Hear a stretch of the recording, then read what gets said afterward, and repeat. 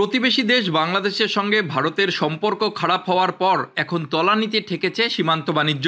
সেই জায়গায় দাঁড়িয়ে বাংলাদেশে এবার রপ্তানি কম হওয়ায় ভারতের বাজারে জামাই ষষ্ঠীর আগে অবিশ্বাস্য কম দামেই মিলছে আম।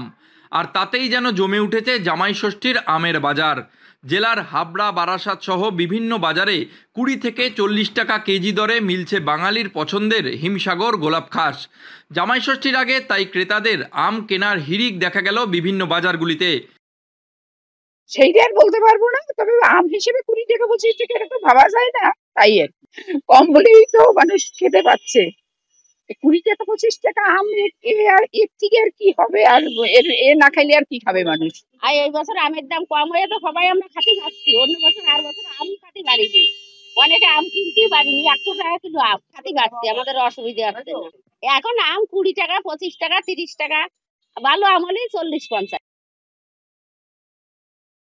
ফলে আম বিক্রেতারাও বেশ খুশি। ব্যাপক বিক্রি হওয়ায় লাভের পরিমাণ কম হলেও বাড়তি রোজগার দিচ্ছে তাদের। অনেকেই আবার কয়েক মাস খাবার জন্য আম তুলে রাখছেন এই সময়ে। ক্রেতাদের কথায় এবছর আম কম দামে পেয়ে খুশি সকলেই। তবে দাম আরও কম হতে পারত, যেহেতু রপ্তানি হয়নি আর ফলনও বেশি। এবছর বাংলাদেশে ব্যাপক পরিমাণে অতীতের মতো রপ্তানি হয়নি আম, ফলে সীমান্ত এলাকার আমের দাম অনেকটাই রয়েছে নিচের দিকে। হচ্ছে আমের দাম কম, এবার জামাই ষষ্ঠীতে গরিব মানুষরা আম জামাইরা নিয়ে যেতে পারবে, সেই ক্ষেত্রে আমাদেরও মোটামুটি একটু বেচাকেনা বেশি হচ্ছে। বাংলাদেশে এটা না যাওয়ার কারণে না ফলন বেশি কারণে সেটা বলতে পারি না, আমদানি প্রচুর আছে, গরিব মানুষের ভাতটা পুরে খেতে পারবে। আমের দাম এখন খুব ভালো আম হলে 35 টাকা 40 টাকা, একটু কমা হলে 25 টাকা 30 টাকা, তার চেয়েও কম আছে 20 টাকা 15 টাকা। এখন হিমসাগরটাই সবচেয়ে বাজারে টপ আম।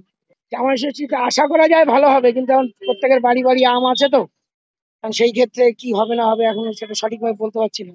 বেচা কেনা মোটামুটি ঠিকই আছে, কেন একটু দাম কম আছে যেহেতু সেলটা একটু বেশি হচ্ছে। আমের দাম ধরেন আপনার ভালো আম 30 টাকা 35 টাকা কেজি আছে, তারপরে নিচে কমা আছে 20 টাকা আছে 25 টাকা আছে। বেচা কেনা তো জামাই ষষ্ঠীতে একটু ভালোই হয়, আশা করি ভালো হবে। না সুবিধা হবে না, কারণ মাল বেশি বেচতে হচ্ছে, দাম যেহেতু কম, প্রফিট কম, সেই হিসাবেই বেচতে হবে, আমদানি করতে হবে, বেশি মাল বেচতে হবে।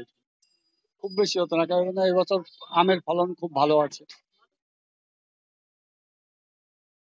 তাই এবার জামাই ষষ্ঠীতে জামাইদের পাতে পড়তে চলেছে বাহারি আম ও আমের নানা আইটেম বলেই মনে করছেন আম প্রেমী ক্রেতারা। উত্তর চব্বিশ পরগনা থেকে রুদ্রনারায়ণ রায়, লোকাল 18 বাংলা।